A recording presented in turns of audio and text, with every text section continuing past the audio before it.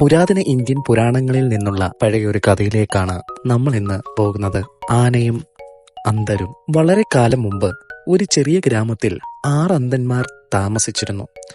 ഒരു ദിവസം തങ്ങളുടെ ഗ്രാമത്തിൽ ആന വന്നതായി അവർ കേട്ടു. കൗതുകത്തോടെ ഈ മഹത്തായ ജീവിയെക്കുറിച്ച് കൂടുതൽ അറിയാൻ അവർ തീരുമാനിച്ചു. കാഴ്ചയില്ലാത്തതിനാൽ അവരുടെ സ്പർശനബോധത്തെ അവർ ആശ്രയിച്ചു. ആദ്യത്തെ അന്ധൻ ആനയുടെ വലതുവശത്ത് തൊട്ടുകൊണ്ട് ആക്രോശിച്ചു, അയ്യോ, ആന മതിൽ പോലെയാണ്. രണ്ടാമത്തെ അന്ധൻ ആനയുടെ കൊമ്പിൽ തൊട്ടുകൊണ്ട് പറഞ്ഞു, ഇല്ലില്ല, ഇത് കുന്തം പോലെയാണ്.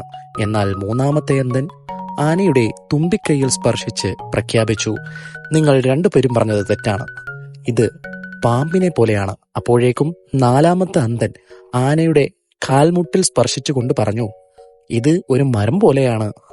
അഞ്ചാമത്തെ അന്ധൻ ആനയുടെ ചെവിയിൽ തൊട്ട് ആക്രോശിച്ചിട്ട് പറഞ്ഞു, നിങ്ങൾക്കെല്ലാം പറഞ്ഞത് തെറ്റിപ്പോയി, ഇതൊരു ഫാൻ പോലെയാണ്. ആറാമത്തെ അന്ധൻ ആനയുടെ വാലിൽ സ്പർശിച്ചിട്ട് പറഞ്ഞു, ഇല്ല, നിങ്ങളൊന്നും പറഞ്ഞതല്ല സത്യം, ഇതൊരു കയർ പോലെയാണ് എന്ന് പറഞ്ഞു.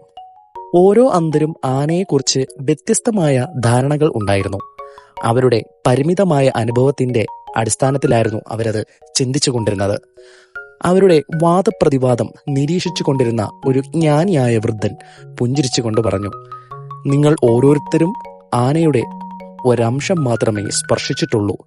അതിന്റെ മഹത്വം യഥാർത്ഥത്തിൽ മനസ്സിലാക്കാൻ നിങ്ങളുടെ അറിവുകൾ കൂടിച്ചേരുക തന്നെ വേണം. അതിനാൽ മുഴുവൻ സത്യവും ഗ്രഹിക്കാൻ ചിലപ്പോൾ നിരവധി കാഴ്ചപ്പാടുകൾ ആവശ്യമാണെന്ന് ഈ 6 അന്ധന്മാർ മനസ്സിലാക്കി. ഇതിൽ നിന്നും നമുക്ക് മനസ്സിലാക്കാൻ പറ്റുന്നതായിട്ടുള്ള ഒരു കാര്യമുണ്ട്. കാണുന്നതെന്തിനേയും അപ്പാടെ വിശ്വസിക്കാൻ പാടില്ല.